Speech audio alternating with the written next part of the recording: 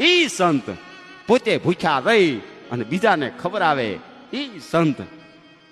પોતે હુવે નહીં અને બીજાને સુવરાવે ઈ સંત. પોતે દુઃખ વેઠી બીજાને સુખ આપે ઈ સંત ભલામણા. કાળુ બાપાએ દુનિયામાં ડંકો વગાડ્યો. આજે અનેક કોટ ભરી કન્યાઓના બાપાએ આણા પૂર્યા. મોજ મસ્તી વાળું બાપાનું જીવન છે.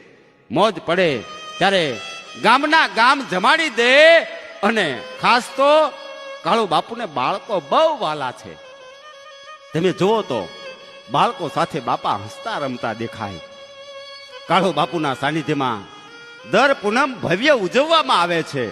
હજારોની મેદનીમાં હરિહરની હાંકલું પડે છે તો કોઈ મજાના ભજનિયા ગાય છે. બોલીએ સંત શ્રી કાળુ બાપાની જય.